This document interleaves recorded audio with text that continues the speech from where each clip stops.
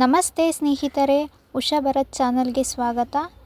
ಇವತ್ತು ಒಗ್ಗರಣೆ ಕಡಲೆಪುರಿ ಹೇಗೆ ಮಾಡೋದು ಅಂತ ತೋರಿಸ್ತಾ ಇದ್ದೀನಿ. ಬನ್ನಿ, ಮನೆಯಲ್ಲೇ ಸಿಂಪಲ್ಲಾಗಿ ಮಾಡ್ಕೋಬೋದು. ಮೊದಲಿಗೆ ಒಂದು ಬಾಣಲಿನ ಕಾಯೋದಕ್ಕೆ ಇಟ್ಟು, ಬಾಣಲಿ ಕಾದ ನಂತರ ಎಣ್ಣೆನ ಹಾಕೊಳ್ಳೋಣ. ಎಣ್ಣೆ ಕಾದ ನಂತರ ಕಡಲೆಪಪ್ಪು ಹಾಗೆ ಕಡಲೆ ಬೀಜನ ಎಣ್ಣೆಯಲ್ಲಿ ಫ್ರೈ ಮಾಡ್ಕೊಳ್ಳೋಣ. ಫ್ರೈ ಮಾಡ್ಕೊಂಡ ನಂತರ ನಾವು ಕಡಲೆಪುರಿಗೆ ಈ ಕಡಲೆಪಪ್ಪು ಹಾಗೆ ಕಡಲೆ ಬೀಜನ ಎಣ್ಣೆ ಇಲ್ದಾಗೆ ಅದಕ್ಕೆ ಹಾಕೊಳ್ಳೋಣ. ಹೀಗೆ ಹಾಕ್ಕೊಂಡು ನಂತರ ನಾನು ಅದೇ ಎಣ್ಣೆನ ಸ್ಟವ್ ಮೇಲೆ ಇಟ್ಟು, ಈಗ ಅದಕ್ಕೆ ಸಿಪ್ಪೆ ತೆಗೆದೇ ಬೆಳ್ಳುಳ್ಳಿನ ಲೈಟಾಗಿ ಚಚ್ಕೊಂಡಿದ್ದೀನಿ, ಅದನ್ನು ಬಾಣಲೆಗೆ ಹಾಕ್ತಾಯಿದ್ದೀನಿ. ಈಗ ಬೆಳ್ಳುಳ್ಳಿ ಕಂದು ಬಣ್ಣ ಬರೋ ತನಕ ನಾವು ಎಣ್ಣೆಯಲ್ಲಿ ಫ್ರೈ ಮಾಡ್ಕೋಬೇಕಾಗತ್ತೆ.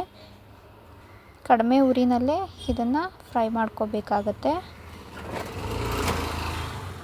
ನಂತರ ನಾನು ಇದಕ್ಕೆ ಕರಿಬೇವು ಹಾಗೆ ಒಣಮೆಣಸಿನ್ಕಾಯಿನ ಸೇರಿಸ್ಕೊತಾ ಇದ್ದೀನಿ.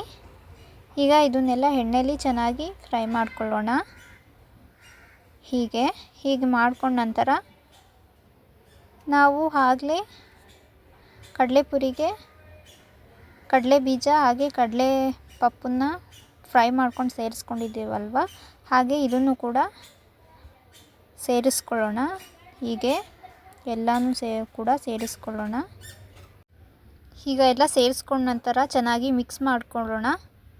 ಇದಕ್ಕೆ ನಾವು ಈಗ ರುಚಿಗೆ ತಕ್ಕಷ್ಟು ಉಪ್ಪು ಹಾಗೆ ಅರಿಶಿಣದ ಪುಡಿ ಹಾಗೆ ಚಿಲ್ಲಿ ಪೌಡ್ರನ್ನ ಸೇರಿಸ್ಕೊಂಡು ಕಡಲೆಪುರಿಗೆ ಹೊಂದ್ಕೊಳ್ಳೋ ರೀತಿಯಾಗಿ ಎಲ್ಲ ಚೆನ್ನಾಗಿ ಮಿಕ್ಸ್ ಮಾಡ್ಕೋಬೇಕಾಗತ್ತೆ. ತುಂಬ ಚೆನ್ನಾಗಿ ಬಂದಿತ್ತು ಫ್ರೆಂಡ್ಸ್.